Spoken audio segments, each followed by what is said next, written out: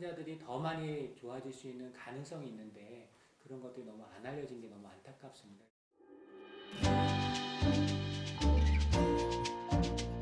예, 우리 장성환 박사님은 그 암 치료 경험이 굉장히 많으시잖아요.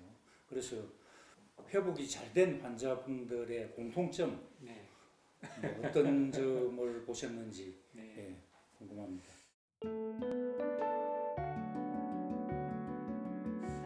회복이 된 분들의 공통점은 제가 볼 때는 크게 두 가지인데, 일단은 아무래도 의사의 말을 아주 좀 잘 경청하시고 잘 좀 따라주시는 분들이 아무래도 좀 잘 되고 또 혀로 협조가 되고 좀 그랬던 것 같습니다. 실제로 통합의학을 적극적으로 한 군이 그냥 표준 치료만 한 것보다 훨씬 더 예후가 좋습니다. 너무나 많이 좋아지기 때문에 사실은 이 부분을 어떻게 하든 저는 강조를 국민들한테 하고 싶고 또 한의사님들한테도 그래서 강의를 하는 이유가 그런 이유고요. 우리가 환자들이 더 많이 좋아질 수 있는 가능성이 있는데 그런 것들이 너무 안 알려진 게 너무 안타깝습니다. 그래서 사실은 대부분 공통적인 거는 의료진을 잘 믿고 잘 따라주시는 분들, 또 하나는 그냥 적극적으로 좀 통합의학 전문가들과 잘 상담하셔서 근거 있는 통합의학 치료를 잘 병행하는 분들이 훨씬 더 전체적으로 좋아진 것들을 실제로 많이 경험을 하고 있습니다. 예, 그 이제 의사분들의 말을 잘 들으라 그런데 이제 의사들이 어떤 걸 주로 강조하느냐 하면은 치료받을 때 현대의학적인 표준 치료만 하지 마라. 현대의학적인 표준 치료와 함께 반드시 통합의학적인 치료를 병행해야 된다. 그리고 항암 치료 중에는 이제 컨디션과 체중을 유지하는 것이 중요하기 때문에 식사를 가리지 말고 잘 드셔야 되겠지만 항암 치료 마치고 나면은 채식 위주로 음식에서 들어올 수 있는 여러 가지 독소나 화학 물질을 최대한 억제할 수 있는 채식 위주로 드시는 것이 좋겠다.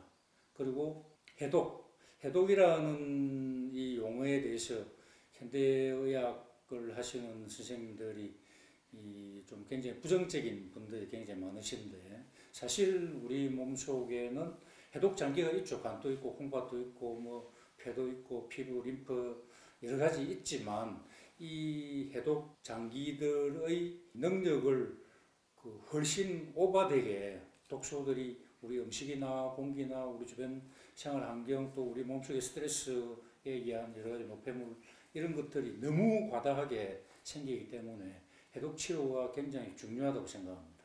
그래서 해독 치료를 적절히 잘 해주라. 통합의학 의사들이 되게 강조를 하는데 그 말씀을 잘 듣는 분들이 예후가 좋더라. 그런 것 같은데 제가 이제 금방 말씀드린 채식 위주 뭐 통합의학적인 치료, 해독 요 외에 또 뭐 혹시 추가하실 게 있을까요? 좋아지는 경우는 예. 일단은 누워 계신 분들은 안 좋아집니다. 그거는 뭐 그러니까 일반적으로 항암을 하면 대부분 몸이 신체 활력 지수라고 표현하죠. 그게 떨어지기 때문에 몸의 면역 지수가 다 떨어지면서 노곤하다, 뭐 몸에 힘이 쫙 빠진다 해서 누워 계시려고 밖에 할 수가 없어요. 근데 사실은 누워 있으면 암이 좋아하는 환경이 되는 거죠. 누워 있으면 암이 좋아하는 환경이 되는 거지 않습니까? 그래서 움직여야 되는데 몸이 할 수가 없는 거죠. 어떻게 보면. 그래서 말씀하신 그런 식생활을 좀 잘 하고 운동을 좀 규칙적으로 하고 또 한방에서는 그런 것들이 빨리 회복되도록 도와줄 수 있는 약들이 사실 많이 있어요. 그래서 그런 부분들이 통합의학에서 계속 좀 알려져서 하는 걸 참 좋겠다 생각하는데 그래서 가만히 누워있는 분들이 하루라도 빨리 일어나게 해서 걷게 만들고 적당하게 중등도 강도로 운동할 수 있게끔 만들어지는 분들이 아무래도 전체적으로 예후가 좋아지는 걸 많이 보게 됩니다.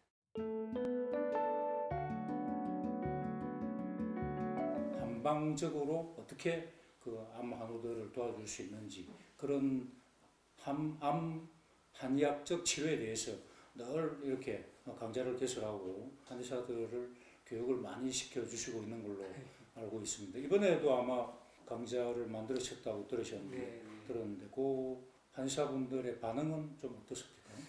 이 한의사분의 반응이 사실은 대단히 좋습니다. 지금 왜냐하면 그동안 이제 암이라는 게 너무 이제 어렵게 받아들이고 있기 때문에 사실은 그런 부분들이 되게 어려워하시는데 사실 이제 올해 초에 미국에 있는 한의사분들이 초청을 해서 국제 세미나도 하고 왔는데 그 강의를 할 주된 내용은 저는 이렇게 말씀을 드려요. 그러니까 자꾸 기적의 항암제가 내가 이런 걸 개발해서 이걸 쓰세요 이게 아니고 한의사님들이 일반적으로 많이 사용하고 있는 처방들이 있습니다. 그래서 아까 말씀하신 아마 염증 환경이 높아지는 것들은 잠을 못 자거나 우울하거나 이게 다 염증이 높아지는 스트레스 환경이지 않습니까?